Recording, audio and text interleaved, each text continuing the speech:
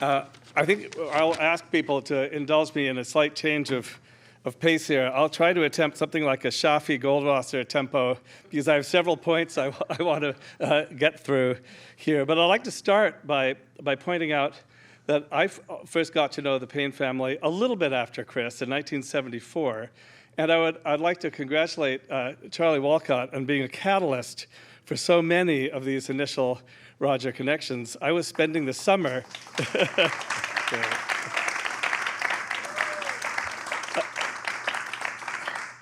As an undergraduate, I noticed a little 3x5 card on a little bulletin board when I was at college. They said, if you want to scrape pigeon poop and maybe do a little bit of field work, here's something you could do. As an undergraduate, I never had a chance to get field experience.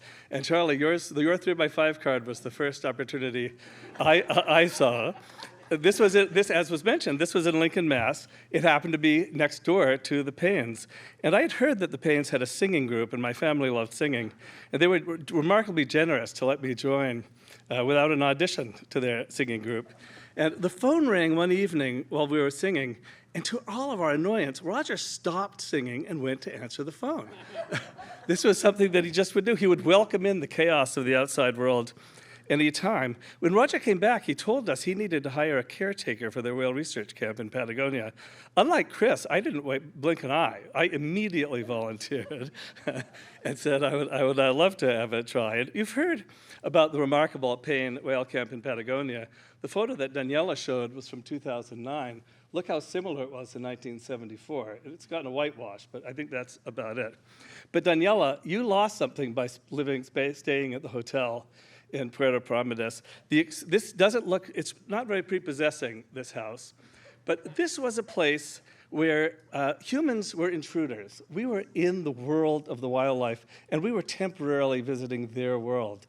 And spending a year there completely changed my life. It convinced me it was worth going back to summer school to take organic chemistry and to pursue a career in biology. And in a time when field opportunities were so rare, Roger's interest in welcoming us as students and welcoming other biologists, and Charlie's similar introduction for students to field work was beyond value. It was a really important introduction. Next slide will show, oh, I think I can do this. Yes. So apologies to Katie and the kids for this one, but you know, this was a family affair. So Roger was wonderful at introducing chaos and the outside world into here, but he also brought his whole family to live in this wildlife field site, and I would say it changed everybody's life. It was amazing. And so this experience of being enlisted and as students and biologists being pulled in, you've heard several stories, like from Chris, about how well Roger was able to do this. And you've also heard about the individual animal approach. Roger thought globally. He looked over the planet for the best place to do this field site. But as Shane was mentioning, a key element around 1970 was people realizing you're not just numbering animals. Each animal is an individual. And you have to track those individuals to follow them. On the left, you've seen the right whales. On the right, humpback flukes. Here, dolphin fins, which are less well marked.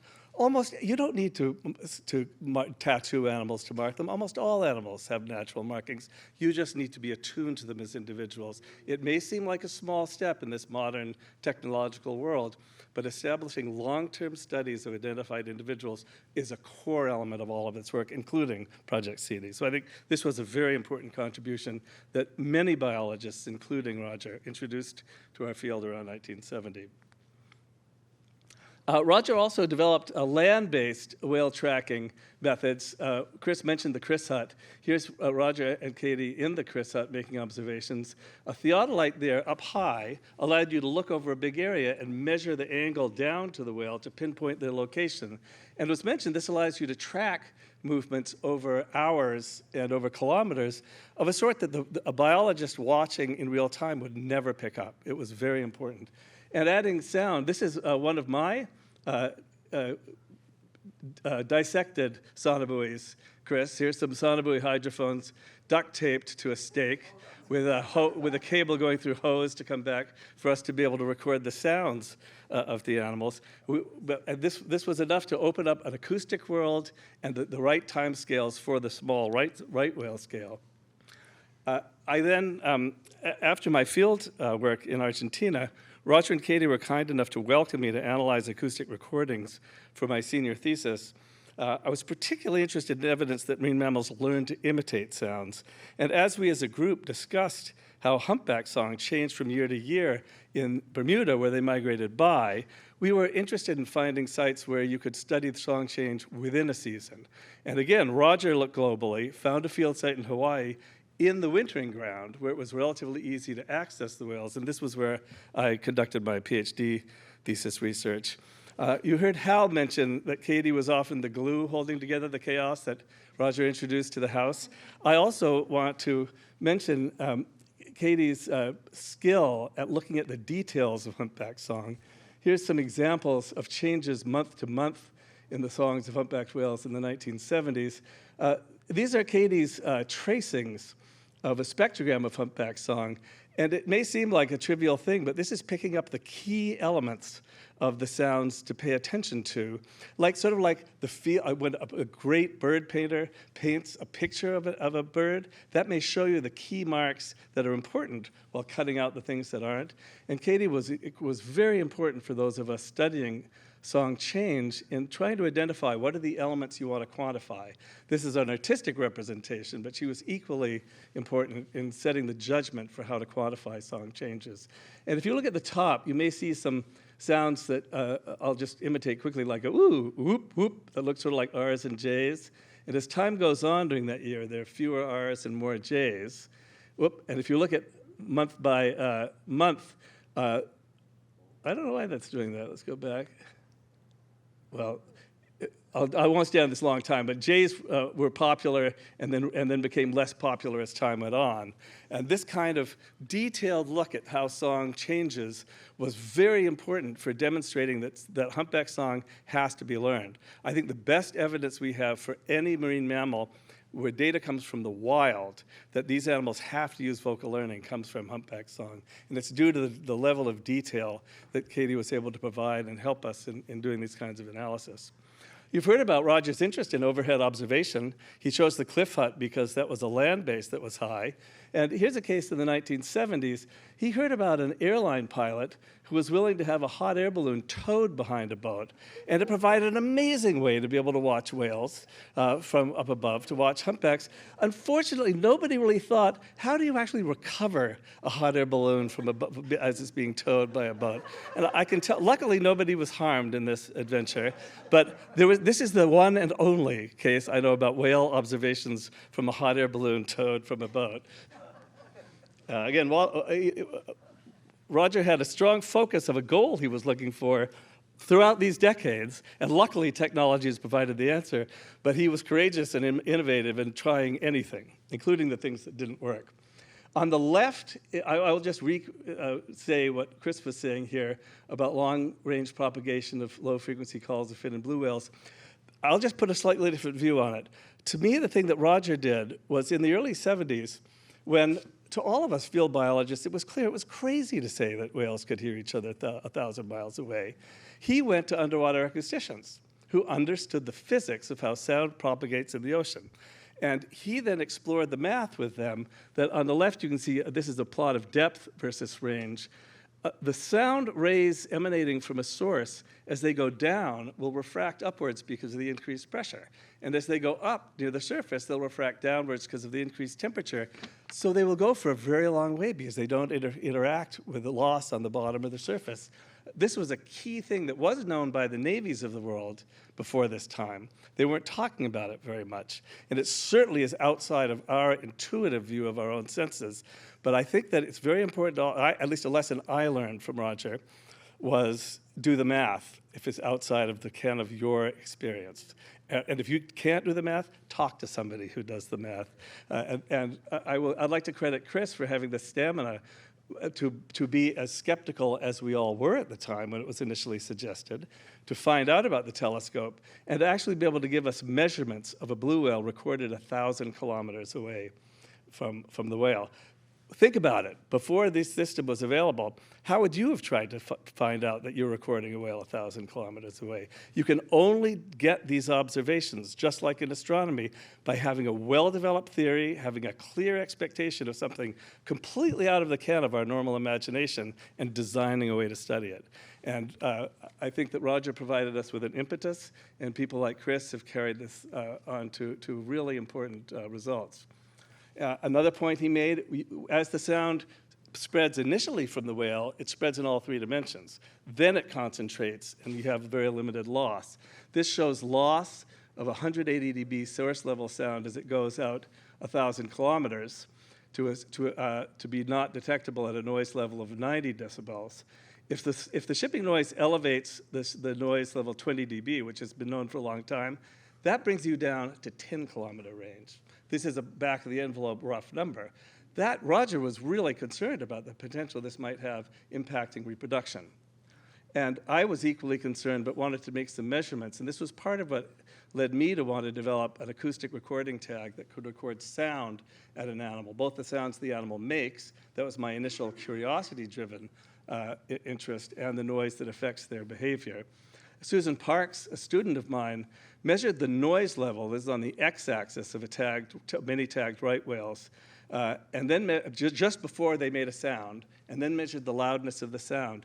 And that the slope of that curve shows that if the animal has a 10 dB elevation of noise level, it just shouts 10 dB louder.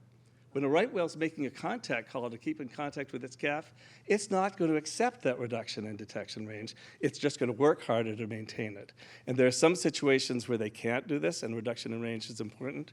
But we do need to study the details of how animals respond to these. Once I developed that tag, we learned about an unexpected threat that deep-diving beaked whales strand during sonar exercises. This led us with a terrible quandary. How could you safely measure exposure levels for the onset of disturbance when the one signal we have happening to the animals is they're dying? And the approach we had was to tag the whales, to slowly escalate a sound until the behavior is disrupted, and then measure exposure and response. Here's a tag on a beaked whale. I can tell you beaked whales very seldom come to the surface. About once a week in perfect conditions can you tag a beaked whale. But when you get the tag on the animal, I don't know if can you hear the clicks? You should be able to hear, well, you can hear regular click, click, click, click, click, and then brrr, a buzz. The animal's there we go. The animal's turning, and then that low-frequency sound is a squid hitting the tag. So the animal searches with slow clicks, and makes a terminal buzz just like a bat in order to capture the prey. This allowed us to follow the behavior of animals foraging in the dark in great detail. And here's an example of an animal foraging and clicking while we're playing sonar sounds. That's the sound of a naval sonar. It did stop for a minute, but then kept clicking. So we would have said this was not a disruption of behavior and would make the sound a little louder. And we continued to escalate until the animal changed its behavior. The top of the plot shows a dive of a beaked whale down to about 1,000 meters for a period of about an hour. And the red dots show the intensity of the sound at the animal. It stopped clicking, and it gave a burst of speed of up to 6.5 meters per second at a received level of 100 dB. If you used a sound that's very faint. The whale stopped clicking at a range of 4 kilometers. It wouldn't surface until it was 12 kilometers away. And regulators have taken these mild responses as sufficient as a guidepost to we don't want to cause things more than this to predict for stranding. And that's allowed us to develop dose response curves to predict the probability of disturbance as a function of acoustic exposure. To close, I'd like to point out almost everything you've heard now has been looking back at the amazing impact Roger had on eliminating whaling. I hate to say this, but I think the understanding the impact of human killing whales intentionally on whale populations is the easy problem. And in fact, fisheries biology allows us to count the number of animals that have been killed, whether people tell you the truth or not. Roger, I think, by 2000, had fully understood The next problem, now that whaling's under control, is the unintentional impact of multiple stressors. And as you heard about the voyage of the Odyssey, he developed a global 5-year study to measure chemical contaminants in sperm whales. I personally took from this same kind of concern a great concern about the impact of multiple stressors on marine organisms and on marine ecosystems. And I've been spending about half of my time over the last 5 years trying to explore how to model the impact of ecological drivers like climate change on changes in the exposure of stressors to marine mammal populations, how that affects the dose, what the responses are. And I'm quite confident now, if we put our mind to it, if we can study the behavioral reaction of a beaked whale a kilometer below the sea surface in the dark to a sonar sound, we can measure most any dose response we need to ecologically. The problem is linking those responses to the health of the animal and impacts of health on vital rates of populations.